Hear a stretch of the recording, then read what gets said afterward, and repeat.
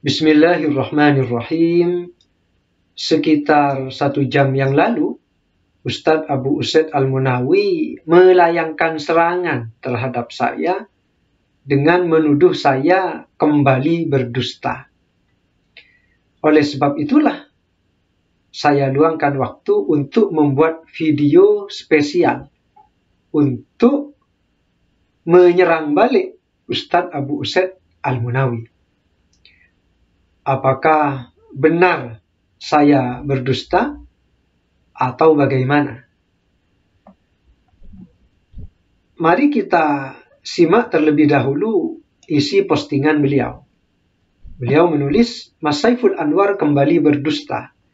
Habis bulan puasa bukannya perbanyak istighfar, malah kesalahan yang dulu-dulu diulang kembali. Kalau dulu perkataan Ibnu Taimiyah rahimahullah yang ia potong-potong, sekarang Syekh Utsaimin dituduh dengan tuduhan palsu.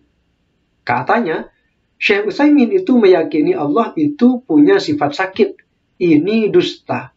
Kenyataannya, lihat foto kitab. Syekh Utsaimin rahimahullah bilang, sifat sakit itu mustahil bagi Allah. Sebab sakit itu adalah sifat yang kurang atau aib. Dan Allah disucikan dari semua sifat kurang atau aib. Bikin malu saja, kata Ustadz Abu Usaid Al-Munawi. Sebelum saya masuk pada perkataan Syekh Utsaimin terkait sifat sakit, terlebih dahulu saya ingin membahas tentang perkataan Syekhul Islam Ibnu Taimiyah yang katanya telah dipotong-potong oleh saya. Satu, ya benar, saya telah memotong-motong perkataan Syekhul Islam Ibnu Taimiyah. Kenapa? Karena tidak mungkin saya membaca kitab-kitab Syekhul Islam Ibnu Taimiyah dari awal sampai akhir kitab. Tidak mungkin. Makanya saya potong-potong. Dua, meskipun saya potong-potong, tetapi potongan-potongan itu adalah poin-poin penting yang tidak keluar dari apa yang diyakini oleh Syekhul Islam Ibnu Taimiyah, yaitu sifat kalam Allah yang qadim tidak bertempat pada selain zat Allah. Sifat Allah yang qadim itu tidak bertempat pada mushaf-mushaf. Al-Quran itu qadim. Al-Quran kalam Allah. Kalam Allah itu sifat Allah. Sifat Allah ada pada zat Allah. Sifat Allah tidak ada pada selain zat Allah. Oleh sebab itu Al-Quran qadim. Seandainya Al-Quran itu bertempat pada selain zat Allah, misalnya bertempat di mushaf-mushaf, berarti Al-Quran tidak qadim. Mungkin karena apa yang saya sampaikan, yang saya jelaskan dari perkataan Syekhul Islam Ibnu Taimiyah, bahkan saya juga mengutip perkataan Imam Bukhari, Imam Ahmad, dan imam-imam besar Islam yang lain, mungkin karena tidak sesuai dengan apa yang diyakini oleh Ustadz Abu Usaid Al-Munawi, sehingga dia mengatakan, saya telah memotong-motong perkataan Syekhul Islam Ibnu Taimiyah, dalam arti memotong-motong perkataan dalam tujuan mengubah maksud perkataan itu. Padahal tidak ada yang berubah. Sekarang kita masuk pada perkataan Syekh Utsaimin. Jadi saya dituduh berdusta oleh Ustadz Abu Usaid Al-Munawi. Nah, ini perkataan saya. Berarti Syekh Utsaimin bertentangan dengan ayat yang kamu sebutkan ini ya. Syekh Utsaimin meyakini Allah punya sifat sakit. Gimana tuh? Mana yang benar? Kok gak karuan? Kata saya. Nah, kemudian perkataan saya ini dihantam oleh kitab ini. Ini perkataan Syekh Utsaimin. Saya akan bacakan.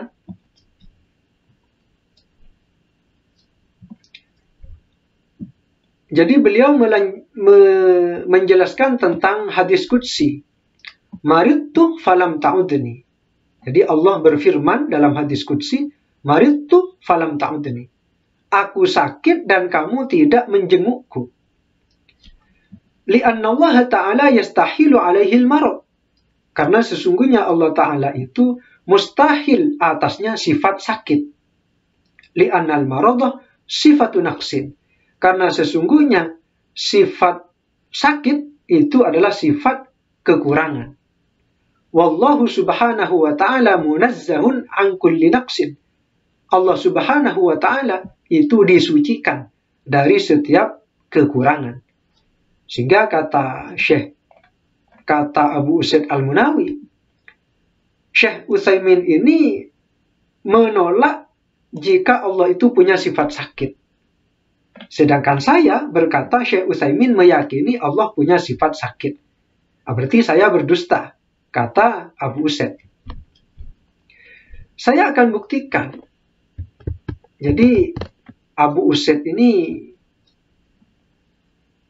mencari redaksi Marot, padahal yang saya sampaikan itu adalah hadis yang ini. Beda hadis ya, beda hadis. Di dalam kitab Majmu' Fatawa wa Rasailil Utsaimin, juz 10, halaman 827. Qauluhu yu'dhini ibnu Adam. Firman Allah dalam hadis qudsi, yu'dhini ibnu Adam. Anak Adam menyakitiku. Ai yalhaqu biyal adza. Maksudnya, rasa sakit itu menimpaku. Fal adiyatu lillahi thabitatun.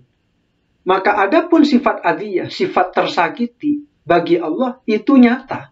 Ada. Sifat adiyah itu ada. Kata Syekh Utsaimin. Wa yajibu alaina isbatuha. Wajib atas kita mengisbat sifat adiyah itu. Kenapa? Li'anna Allah asbataha li nafsihi. Karena sesungguhnya Allah telah mengisbat sifat tersebut terhadap dirinya. Falasna a'lamu minallahi billah. Dan kita tidak lebih tahu daripada Allah tentang Allah. Walakinnaha laisat ka'adiyatil makhluk. Akan tetapi sifat adiyahnya Allah itu tidak seperti sifat adiyahnya makhluk. Sifat sakitnya Allah tidak seperti sifat sakitnya makhluk. Jadi saya tidak sedang berdusta. Ada buktinya. Bukan hanya di satu halaman. Pada juz 1 di kitab yang sama, juz 1 halaman 163. Beliau mengatakan, yu'dhini ibnu Adam. Hadis qudsi, anak Adam menyakitiku. Maksudnya, innahu subhanahu yata'adza. Sesungguhnya Allah Subhanahu itu merasa sakit, tersakiti. Bima dzukira fil hadis, sebagaimana disebutkan di dalam hadis. Lakin laisatil adiyatu allati athbataha Allahu li nafsihi ka'adiyatil makhluk.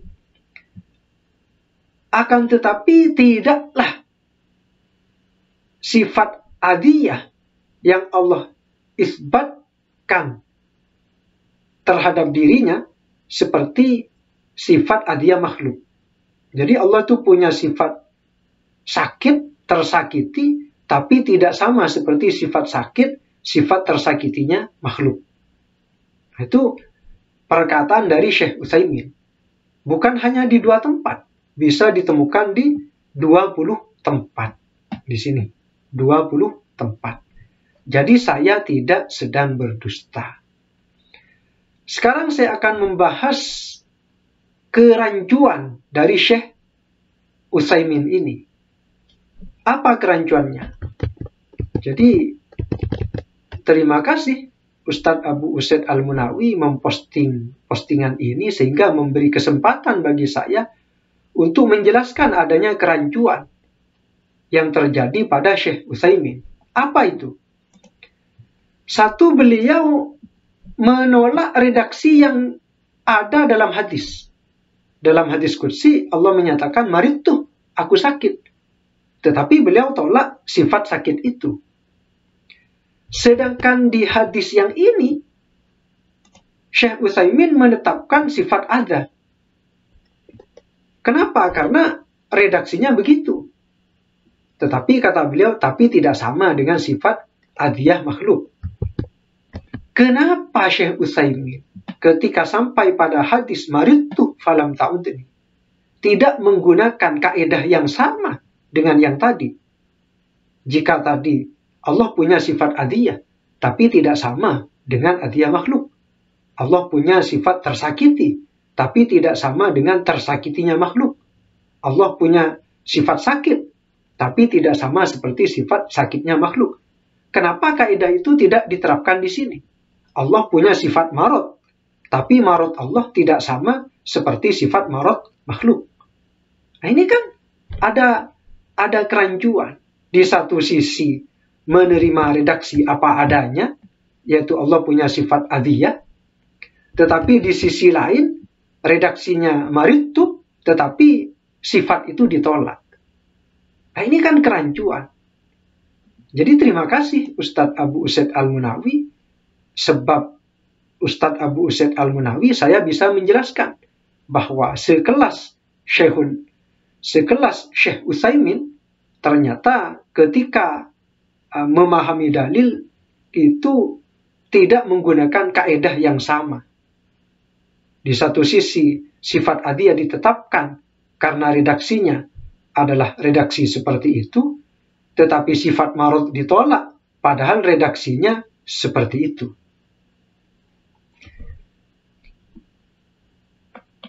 Jadi sekarang silahkan pemirsa nilai sendiri.